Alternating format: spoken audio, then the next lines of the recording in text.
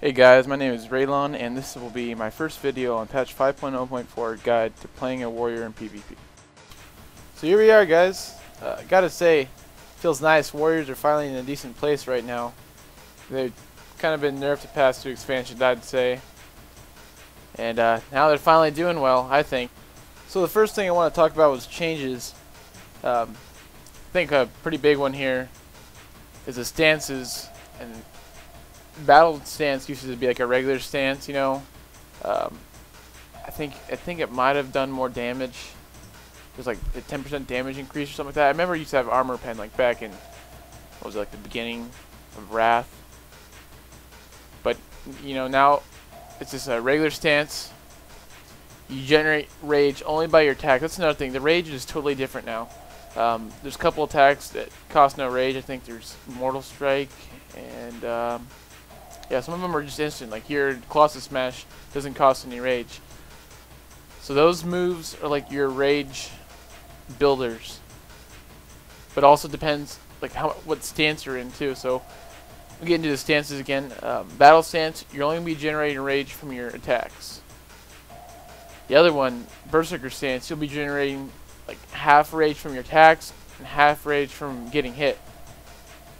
So me in PvP, I use Berserker stance, and a battle stance sounds more like a PvE thing. Talents.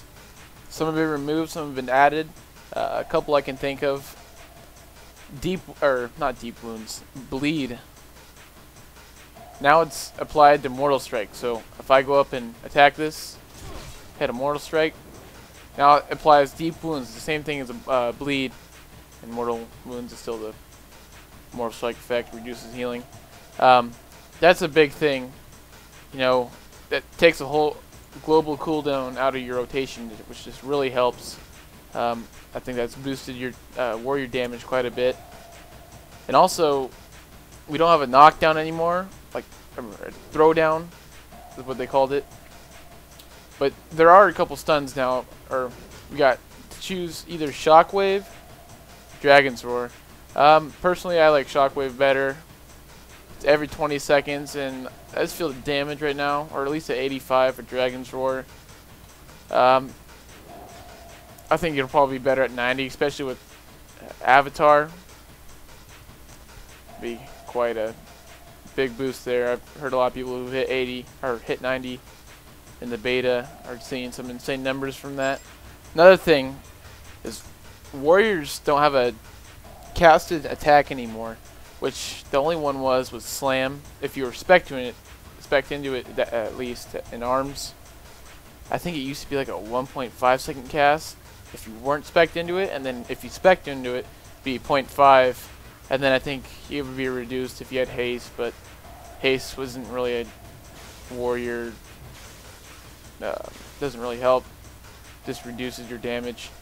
Anyways, that's a big thing because I know a lot of warriors complained about having that cast, especially if they had like high latency. I mean, I never had a problem because, you know, look at my latency right there. It's amazing. I love it.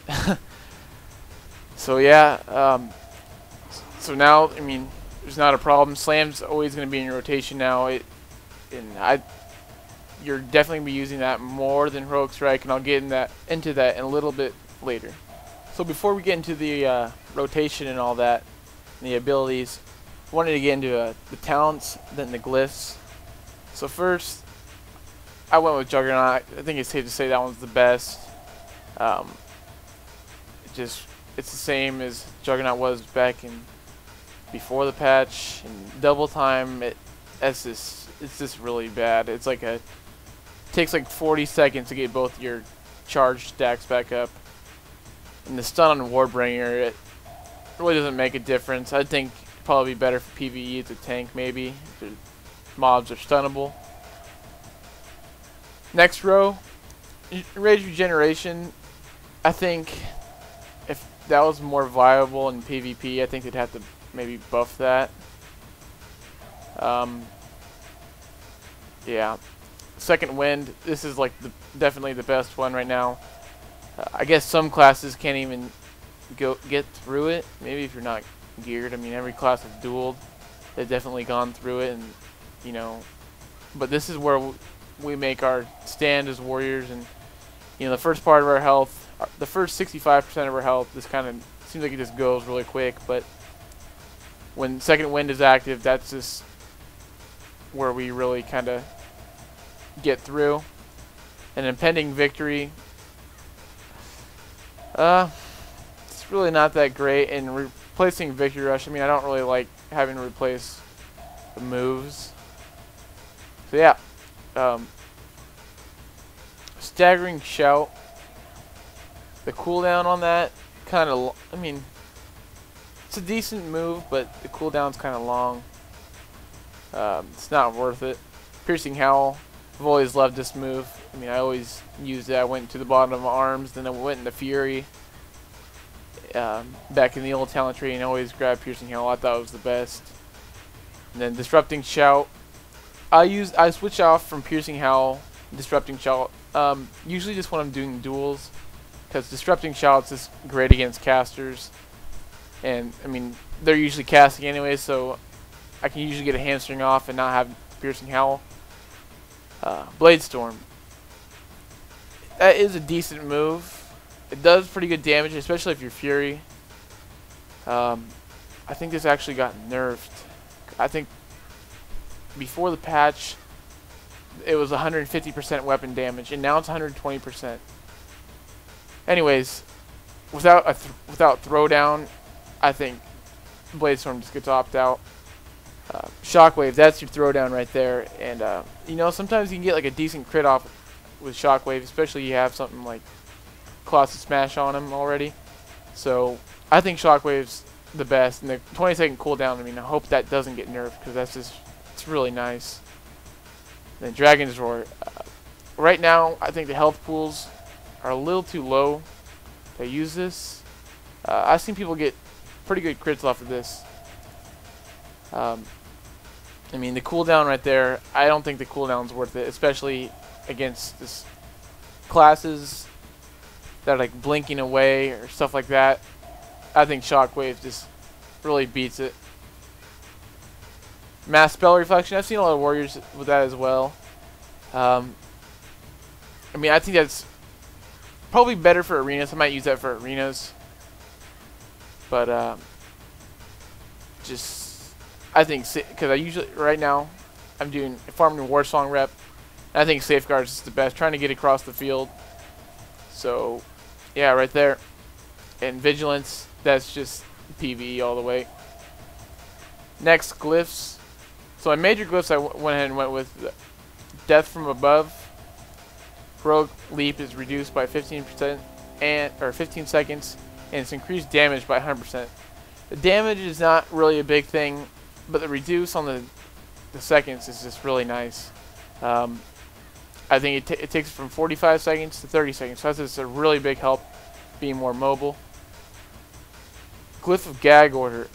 This was in the protection spec before, and this was really good.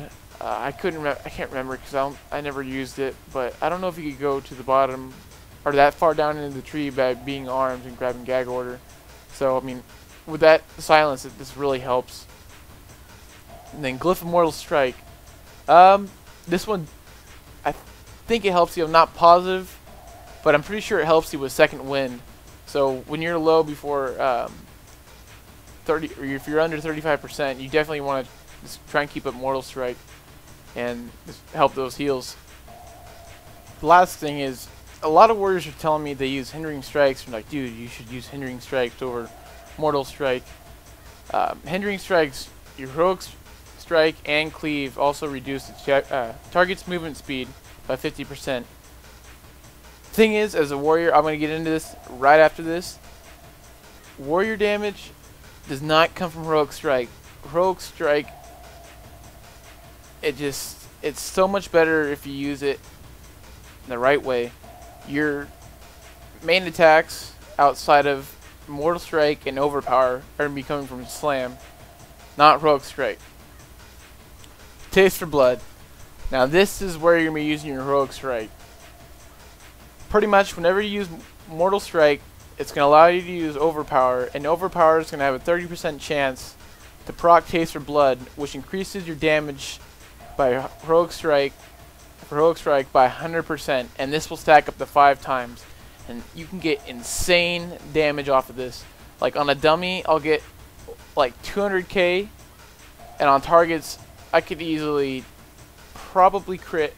I've crit the most I've seen off of 4 stacks is what I've gotten in a duel.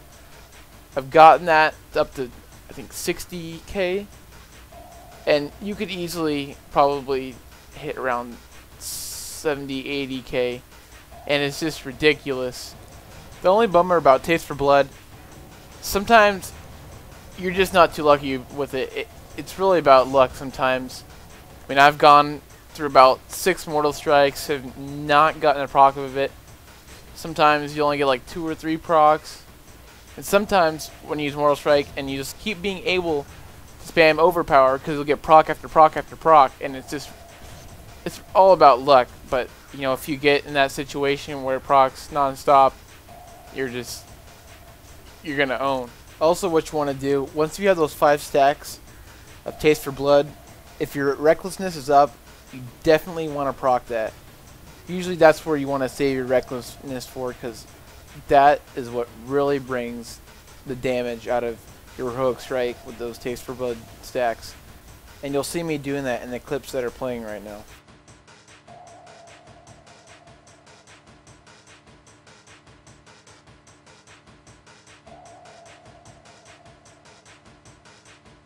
Alright, so that wraps up the first part of the video. Thanks for watching, guys. Please comment on any questions, anything you guys want to say, and like and subscribe. And I'll see you in the next part of the video.